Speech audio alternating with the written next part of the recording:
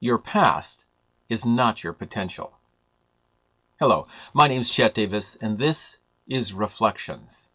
As we close out one calendar year and get ready to begin to celebrate a new year, I thought it was interesting, this concept that your past is not your potential.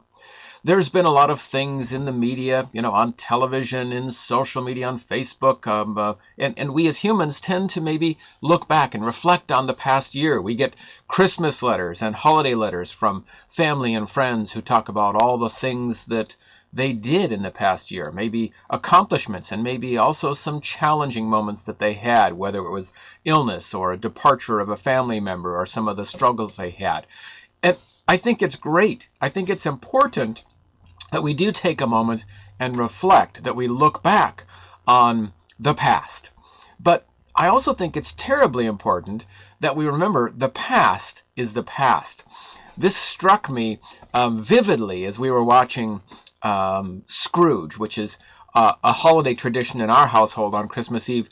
I believe it's a 1976 version of Scrooge starring Albert Finney. It's a musical version done in the UK. Absolutely love it. And I am reminded when the spirit of Christmas past, the ghost of Christmas past, talks to Scrooge, and he's concerned as he goes back into his childhood days and wonders why the children don't recognize him and why he can't touch them and why they move through him. And the spirit says, these are but shadows of things that have passed. And I think that's important for each of us to realize as well.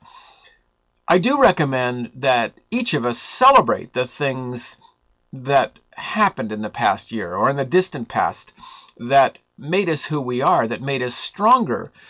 We're on the other side of those, whether they were challenges or celebrations.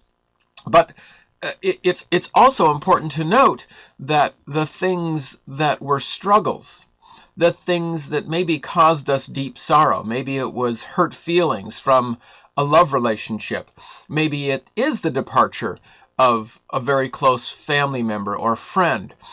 It's important we don't let those define our future.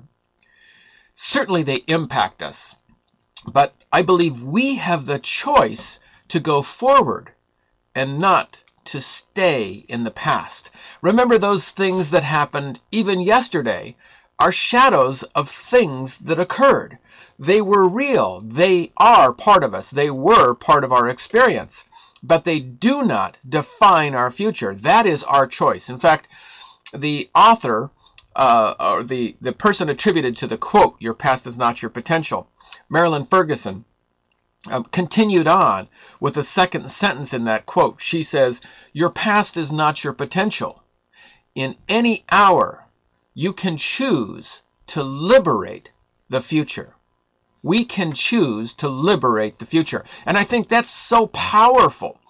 It's a big challenge because the opportunity for our future rests in each of us.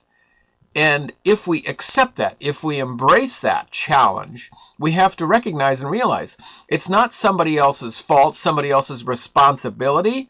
It's our opportunity, it's our responsibility to choose to liberate our future and decide how we move forward this day, this week, this month, in the new year in 2019. So here's my wish for you, my hope for you, is that you embrace the opportunity, you embrace the challenge and the potential that is you, that is inside of you, to be the best you possibly can, to create a 2019 that brings you happiness, joy, peace, and health. Chet Davis wishing you a very happy new year.